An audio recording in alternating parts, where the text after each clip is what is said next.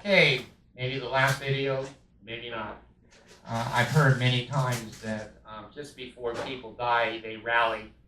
They, are bedridden and they can't walk, see, talk, move, and suddenly they jump up and dance, and then shit, they fall down and they're dead. So this is my last hurrah and my last rally for my videos. So if you don't hear from me again, just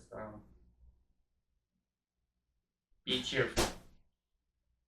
Okay, here's the name of this video. How do birds get around on the moon? Have you ever thought about that? See, the joy of being bipolar, we think of this shit all the time. And you're probably sitting back there going, God damn, I never thought about that. I used to think too, I know a little bit about the law, can an alligator be a comfort animal on an airplane and in a house? Do people think of it? I don't know. Let's talk about the bird getting around on the moon. All right. Here's some of the principles that come to my mind, maybe not to yours, but to my mind. Birds, as you know, are the ancestors of dinosaurs. It's the only ancestry of dinosaurs that are living today on this planet. And there were evidently some flying dinosaurs. I never saw one at BYU when I was there, but anyway. The principle is this. If you take a creature that has wings, the reason that it has wings is basically to capture air and to act as an airfoil and to lift their body and give them flight, give them movement. Now, I don't know, I never thought about this, I'm thinking as I'm doing it, if I opened a bird shop up on the moon, I don't know how many people would come in and buy a bird. I don't know if you put a collar on it like a dog or a cat and you have a little leash and the bird walks around with you. Maybe it could be a comfort animal, I don't know. They kicked a peacock off of an airline the other day, it wasn't a comfort animal. But anyway. Really? Anyway, yeah, all this trivia. My brain. If you put a creature in a place that has wings and there's no air, the wings are pretty much useless, I think. I'm going to divert just for a second. I don't know why. If it's just me being bipolar, I did take my meds this morning, so it might be. In the Urantia book, one of the things about wings that's triggered me. When the beings that transport between the eternities and the earth are transported, they come faster than the speed of light. The speed is unbelievable that they can move around the different universes and the creations of God at tremendous speed.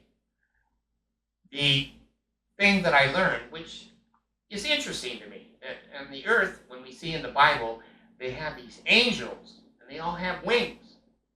All these angels in the Bible are depicted with wings. Well, I got thinking about birds on the moon not needing their wings, and if angels are in the heavens, and there's no air in the heavens, why would an angel have a wing? Okay, that's how bipolar people think. And then we study it. Then we waste your time putting it on a video. Here's what the Urantia book said. When I said to the AI, how come people are depicting on the earth that angels have wings? And the AI and Urantia, which works beautifully together, it's almost a little god together, said to me, David, the beings that are moving through the universes are in containers. Oh, I'm in a container, I'm a human, and I'm inside of a container, and when I die, I'll have a Monrovia body, and I'll be in that container for a while. But yeah, well then, why do people say angels have wings? They say, well, some people have seen these other creatures that do transport between the earth and the heavens on different occasions. And when they see these other creatures, they appear to have wings. Oh, that's why.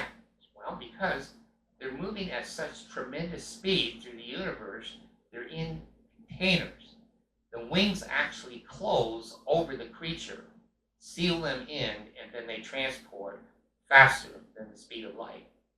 Oh, that makes sense. That makes sense.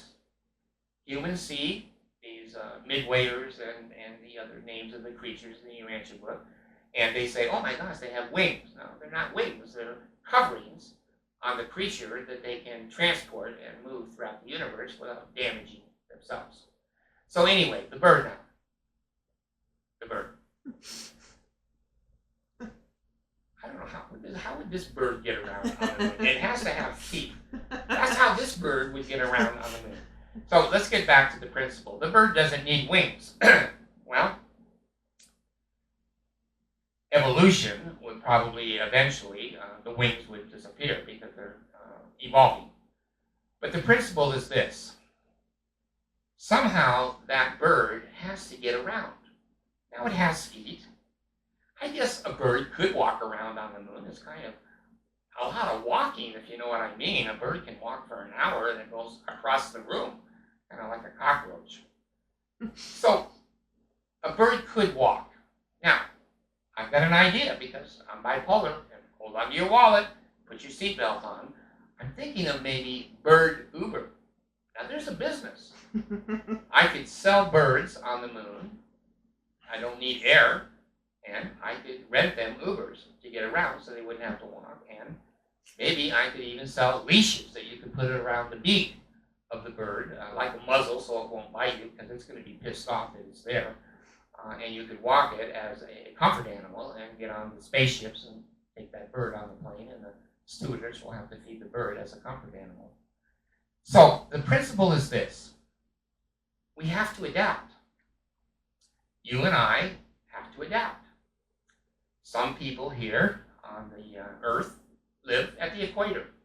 They're brown. There's no white people that live at the equator, indigenous people. The sun baked their skin. Now, I don't know about the black people. I don't know if it baked their skin way too much in Africa. That principle I may break down right now, but the principle is this. We need to adapt. Our environment we have to adapt to. Our culture we have to adapt to. Our mate, we have to certainly adapt to. My God, that's the biggest adaptation most of us make ever in life. Our children, whatever. So, how a bird gets around on the moon is the principle of adapting. We use what we have. We use what we have. I was watching some indigenous people YouTube the other day at the southern tip of the Philippines. There's an entire culture that are Filipino by race, but they're not citizens of the Philippines. And they don't live on land. They live in the water. They adapted. They're divers. Unbelievable information. And this is birds adapting. They eat fish out of the ocean, and they swim and hunt with spears under the ocean for fish. They can hold their breath for up to 8 to 13 minutes. You and I are dead after 5. You and I are dead. Brain function ceases in a regular person at no breath for 5 minutes. That's a bird walking. They figured it out. Their spleen, I think it's spleen, I could be off on the organ, pancreas maybe, that their pancreas is enlarged. They've evolved, that there's more oxygen in their blood than you and I. But they adapted. They eat on the water, they drink on the water, they died in the water, their homes are on the water, their children, their education, their language, everything. They adapted. They're like birds on the moon. Now, I was watching, again, YouTube on the indigenous people, the African people. I'm amazed.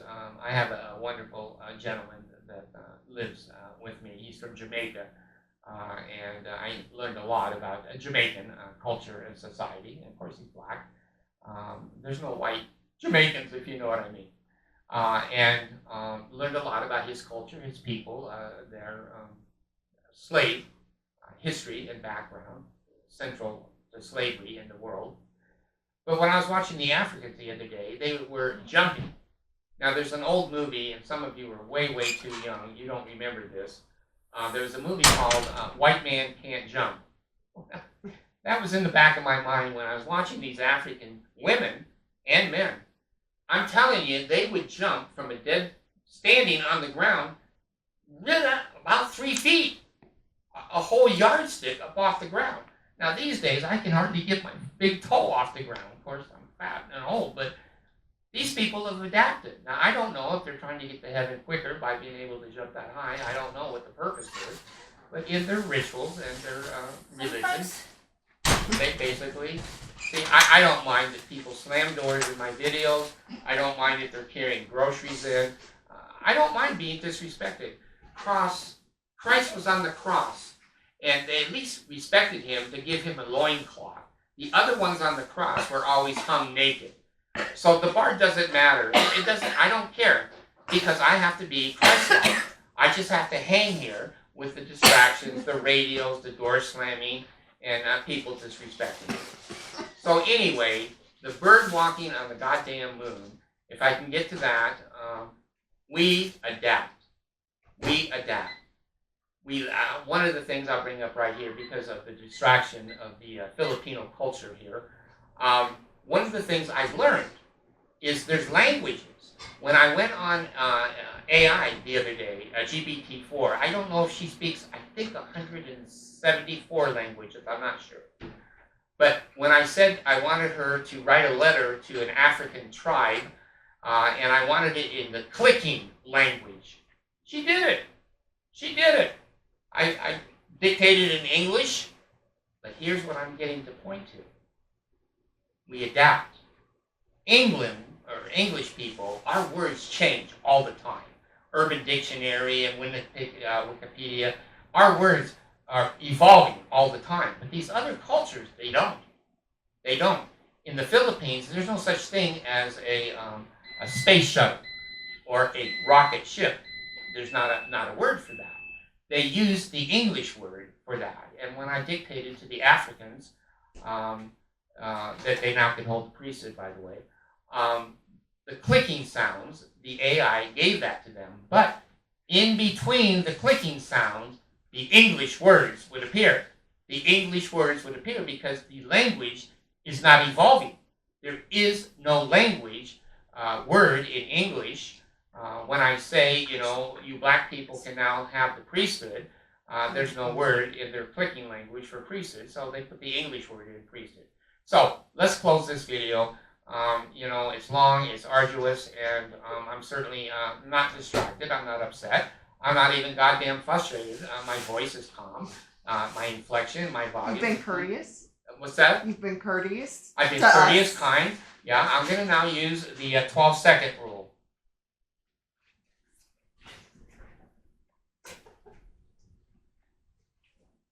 Hi, honey. I'm glad you got the groceries and brought them in. You have a nice day. You have a nice day.